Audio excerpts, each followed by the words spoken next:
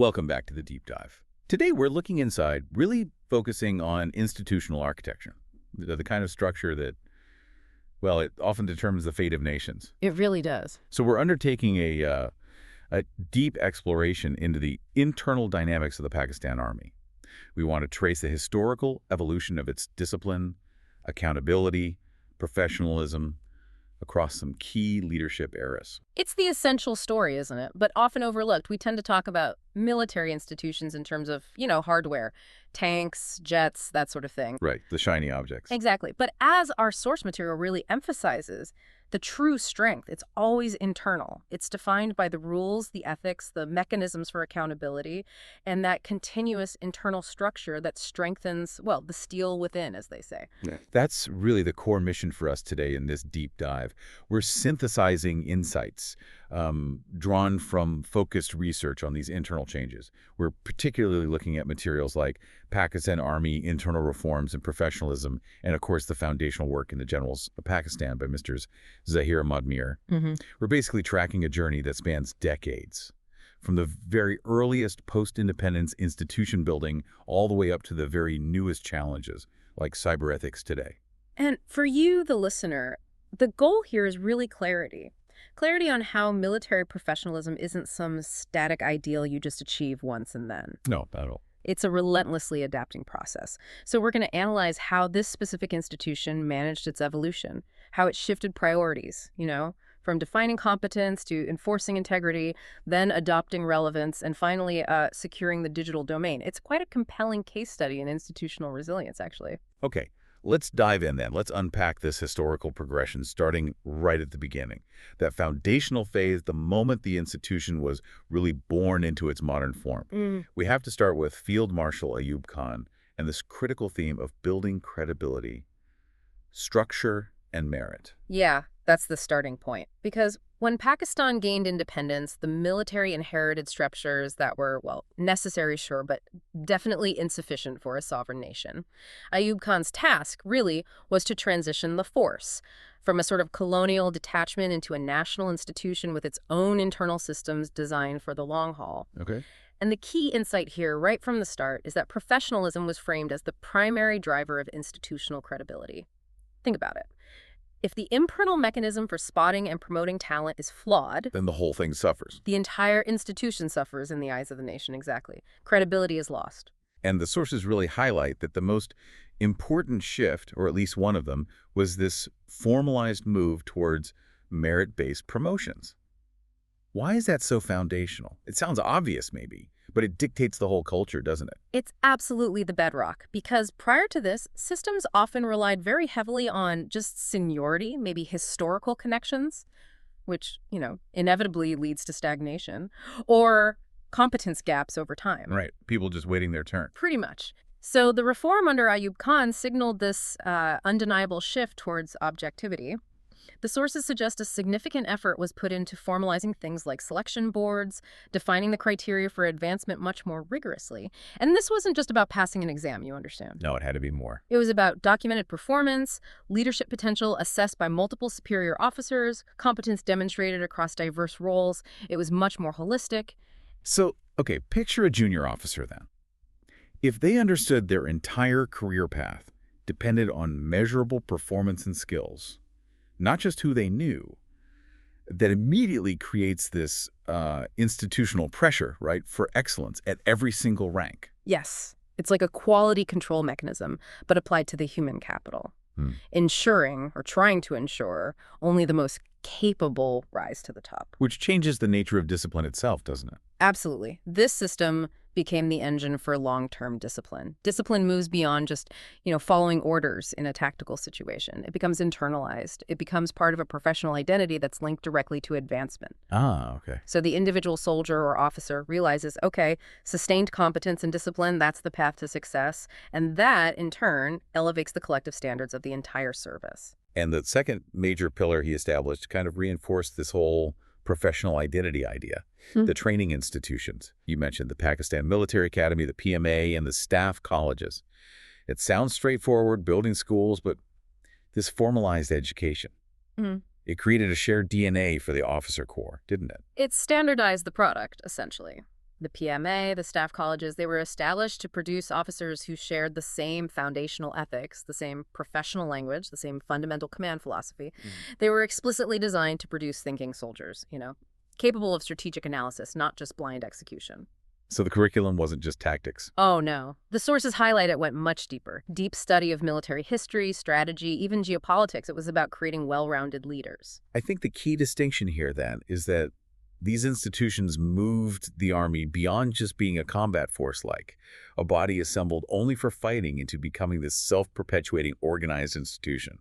They set the standard for what a professional should look like, really, in every aspect, from bearing to strategic thinking. And that's the core lesson, isn't it, from the Ayub Khan era? Professionalism creates credibility. By formalizing standards, setting up objective paths for advancement, creating that dedicated educational infrastructure, the Army ensured its external reputation was firmly founded on internal, verifiable competence. That's the necessary first step for any institution wanting longevity. Okay, so that structural foundation set a really high bar for competence. But as you said, competence alone doesn't stop decay, does it? No, it doesn't. So we move now into the second phase we're looking at, under General Zia-ul-Haq. And here, the focus seems to shift from pure professional structure to the moral and ethical health of the institution itself. And this transition, it demonstrates a really crucial understanding. Institutional integrity needs continuous internal ethical maintenance. Once you build a powerful professional structure, you absolutely must install mechanisms to police its internal behavior. Otherwise, that power corrupts. Exactly. It can corrupt the very competence you worked so hard to establish in the first place. So, Zia's era, it focused heavily on how the institution behaved, both professionally and critically, morally. The emphasis was on accountability, Mhm. preserving integrity. Well- So we're moving beyond just being technically good at the job to being ethically sound. What were the specific, formalized measures introduced to root out corruption? The sources must touch on this. Oh, they do. We see the introduction of quite strict, formalized anti-corruption mechanisms. It wasn't just, a leader reminding people to be honest. Right, not just a memo. Not just a memo, no. The sources indicate specific policies were introduced to manage financial conduct, especially around things like acquisition and logistics areas ripe for problems. And there was a tightening of scrutiny over personal assets as well. Accountability was formalized into specialized internal auditing bodies, and military courts were specifically designated to handle sort of white-collar offenses within the ranks. Okay, so it's really about protecting the institution's health from the inside. And it makes sense. The greater the institutional power, the more necessary these strict internal checks become. If the public starts perceiving systemic corruption within the military. Then all that credibility Ayub Khan worked to establish is immediately undermined, gone. Yeah. Precisely. So the formalization of these measures, it sent a really strong signal. The cost of ethical failure was substantial, and it was predictable. It just elevated the risk associated with any kind of malfeasance, which naturally acts as a deterrent across the entire spectrum of ranks. Now, beyond the strict legal and financial rules, this era under Zia is famously noted for its emphasis on codes of conduct linked with moral expectations, specifically through integrating faith and duty. How did that work in practice?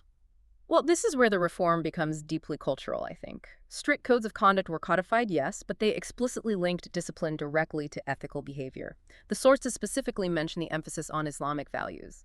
This served to teach soldiers that faith and discipline weren't separate things. Oh, okay. They were presented as interconnected components of duty.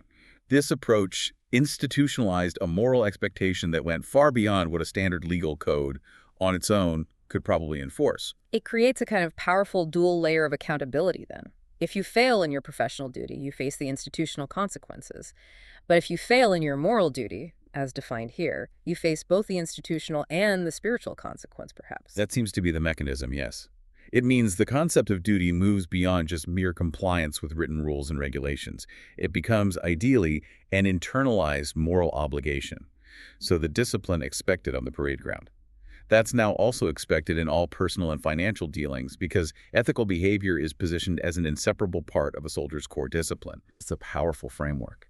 But I wonder, did the sources get into the potential complexities here? I mean, creating a strong moral framework is obviously vital for integrity.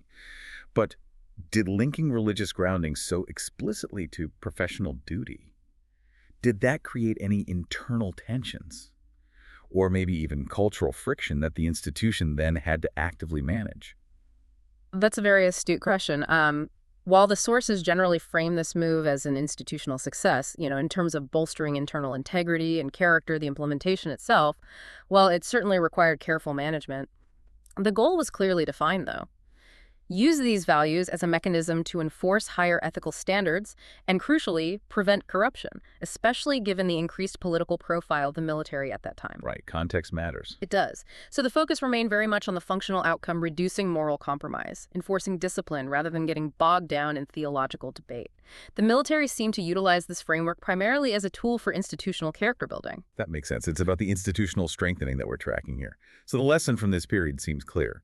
Accountability preserves integrity. A well-built system needs that moral compass to sustain itself over the long run. That's the critical link, absolutely. But an institution, no matter how disciplined or how ethical, faces one threat that's almost insurmountable if ignored: irrelevance. Ah, yes. The world moves on. Exactly. And that brings us neatly to the next massive institutional shift we need to discuss under General Pervez Musharraf.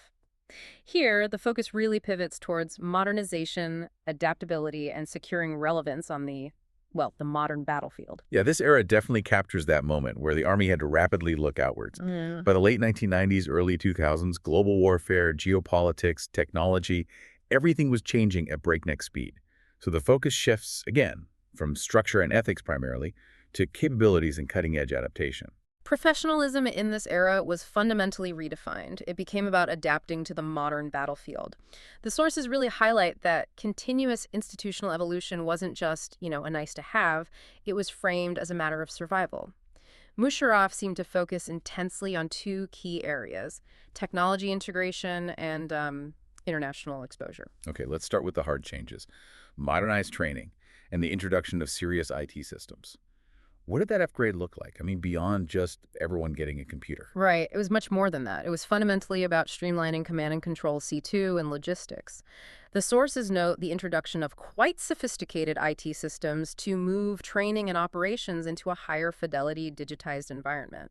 And we're not just talking basic office software here. No, military applications. Exactly. Military applications and logistics management, making sure supply chains are optimized, tracked digitally, and secure communication protocols. Speed and accuracy of information flow are just paramount in modern conflicts. These IT systems help standardize communication, accelerate decision-making, and create this integrated logistical visibility across potentially vast theaters of operation. So if the Ayub Khan era standardized this sort of physical training pipeline, this era under Musharraf standardized the digital infrastructure of command. That's a good way to put it, yes. And this leads directly to that crucial change in preparation you mentioned: simulation exercises. Right. How big a deal were simulations? Huge. This is where the training sophistication really takes a leap forward. Traditional training, field maneuvers, they're essential, of course, but they're costly, and they're inherently limited in the complexity you can replicate. Simulation exercises allow the Army to conduct much more advanced techniques, like Joint Force Command Post exercises, or CPX. What are those exactly? Well, these are exercises where commanders and their staff practice managing really complex, multi-domain war scenarios. So involving air power, land forces, electronic intelligence, feeds, all happening within a networked synthetic environment. A virtual battlefield, basically. Okay, so they could test strategic decisions, run through high-intensity conflict scenarios, analyze failure points and complex doctrine, all without risking casualties or massive material costs. It's like high-level strategy development in a completely risk-free zone. Precisely. And these simulations allowed officers to really engage with modern complexity. Things like integrating electronic warfare countermeasures or coordinating rapid deployment across large distances, stuff that's incredibly difficult, if not impossible, to practice safely or cheaply in a live setting. This capability ensures that when an actual deployment happens, the staff is already familiar with those high-stress, complex decision-making processes. That makes a lot of sense. And the final key piece of Musharraf's modernization drive, according to the sources anyway, was this increase in international exposure for officers. Why was sending people abroad so strategically vital? It directly addressed the ever-present risk of institutional insularity, becoming too inward-looking. Right, getting stuck in your own ways. Exactly. Sending officers abroad for advanced staff courses, joint training exercises, exchange programs, it served two critical functions. First, it obviously brought back contemporary knowledge about global doctrines, new technologies. Officers returned equipped with current best practices from leading world military. Okay, absorbing new ideas. And second, it ensured the Pakistan Army could operate effectively in joint international environments. Understanding NATO operational standards, or UN standards for peacekeeping, for instance, it was really a commitment to maintaining global relevance and preventing the entire institution from operating based on potentially outdated assumptions. The narrative arc here seems really clear then. Ayub provided the foundational structure, Zia worked on enforcing the character and integrity, and Musharraf focused on providing the modern capability and ensuring global relevance. The lesson from this period seems undeniable. Reform keeps armies relevant. Stagnation is just another form of institutional decline. Absolutely. The emphasis clearly shifts from merely maintaining the established standard to constantly raising it. Adapting to every significant technological and geopolitical shift becomes paramount. Which brings us right up to the contemporary moment, doesn't it? Moving from those traditional command structures and tech upgrades into the digital frontier itself. We're now discussing Field Marshal Syed Asim Munir and this necessary evolution of discipline into areas like cyber ethics and managing hybrid warfare. Because the battlefield has fundamentally changed. Again, the physical domain is now completely intertwined with the digital one. And this means the actual domain of military conduct, of discipline, has expanded exponentially. Munir's leadership, as described, seems to focus on applying those historical concepts, discipline, accountability, but applying them now to the unique, borderless challenges of the digital age. Yeah, the sources stress that traditional, uncompromising discipline remains absolutely central. But its application has to broaden. How does a defense institution even begin to enforce discipline and ethics when the threat, or the misconduct, can originate from a personal cell phone miles away from any base? Well, it requires formalizing a really robust code of what's being called as cyber ethics. The core challenge fundamentally is operational security, or OPSS. In an environment where literally every soldier is potentially an information leak point, Or a target? or a target for manipulation, exactly. So the institution has to specifically define the soldier online. What does that mean? It includes strict protocols regarding what information, even stuff that seems really innocuous like personal details or location data from photos, can be shared online. That seems like a fundamental challenge, though, because it means regulating conduct that often occurs during a soldier's private time using their own personal equipment. It does, and that's the difficulty. The protocols have to cover the use of social media, the handling of classified material, even accidentally, on unauthorized personal devices, and the huge risk of unauthorized communications with media or, worse, foreign entities. Think about it. A single, carelessly geotagged photo of, say, a base entrance can provide invaluable intelligence to an adversary. Cyber ethics aims to instill the discipline to treat every single digital interaction with the same rigorous threat assessment as you would a direct enemy engagement. Wow. And the strategic damage caused by something like a data breach or a successful disinformation campaign. It can now genuinely rival a conventional military attack, can't it? Absolutely, which is why the training has to incorporate these non-traditional threats, the components of what we call hybrid warfare. Okay, unpack that a bit. Hybrid warfare training. It's basically acknowledging that conflict is rarely purely conventional anymore. It's almost always a mix. Kinetic military action, yes, but also economic pressure, cyber attacks, and highly sophisticated information warfare campaigns. So training now has to focus heavily on teaching soldiers, especially command staff, how to recognize and counteract psychological operations, psyops, and these widespread misinformation campaigns that are designed specifically to erode morale, so internal discord, or damage public trust in the institution itself. So a professional soldier today needs to be proficient with their weapon system, obviously. But they also have to possess this sharp degree of digital literacy and critical thinking. They need to be able to spot a phishing attempt targeting them, or recognize a coordinated disinformation narrative designed to steal sensitive data or manipulate public opinion against their own forces. That is the new duality of discipline, precisely. The boundaries of professional conduct have moved far beyond the physical constraints of the military base and right into the vast, borderless digital domain. It means discipline is now an active component of information security and, critically, reputational defense. It's adapting that core principle of accountability to the very newest dimension of conflict. This level of institutional adaptability is really quite profound when you lay it out like this. And the lesson here seems to reinforce the entire journey we've traced. Professionalism is eternal, yes, But its tools, its definitions, and the domain in which it has to be practiced must continuously evolve to meet whatever threats emerge next. And this brings us very naturally to the synthesis, doesn't it? Where we look back across these four distinct eras of institutional leadership and reform, we see very different priorities on the surface, perhaps. But underneath, there's this singular, unified mission, strengthening the institution from within. Okay, let's do that. Let's put that comparative reflection side by side. Trace that institutional maturation process the sources seem to capture. Okay.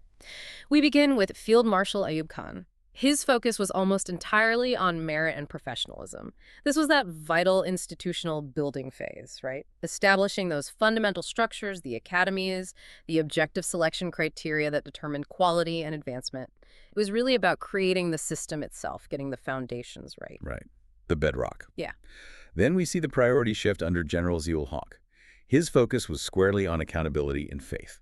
This is the essential phase of moral and ethical maintenance. It was about protecting the character of the system Ayub Khan built, making sure that professional competence wasn't being undermined by internal corruption or ethical decay, integrating that strong moral compass into the very concept of duty. Then came General Pervez Musharraf.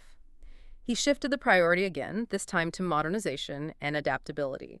This was the technological relevance phase, ensuring that the structured and disciplined force could actually compete on the global stage. This required upgrading capabilities, IT systems, simulations, and that crucial international exposure.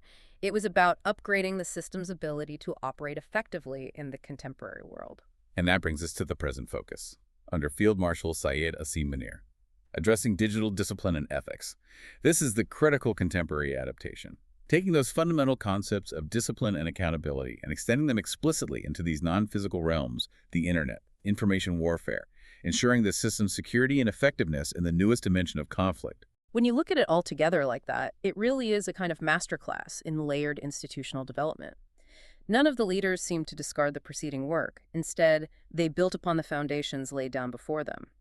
Ayub established the framework, Zia reinforced the internal ethics, Musharraf provided the modern capability, and Munir is now working to ensure the entire structure is secure and adaptable in the face of these new hybrid threats. That holistic approach really solidifies the conclusion that seems to come through from the sources. These internal reforms, across every single era, they follow this consistent truth that to maintain its stature, its strength, the Pakistan Army must constantly refine its internal self.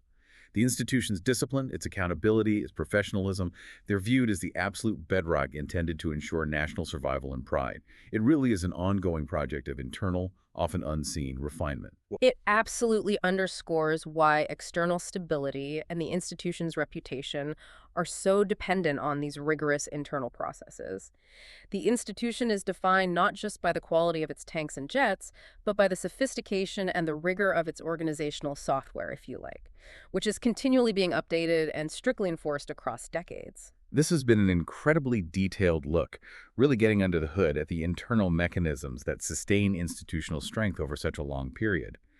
It deeply informs our understanding, I think, that these internal, often unseen reforms are just paramount for external reputation and ultimately national resilience. And understanding these comprehensive institutional shifts gives you, the listener, a far deeper, more informed perspective than just focusing solely on external political headlines or military events.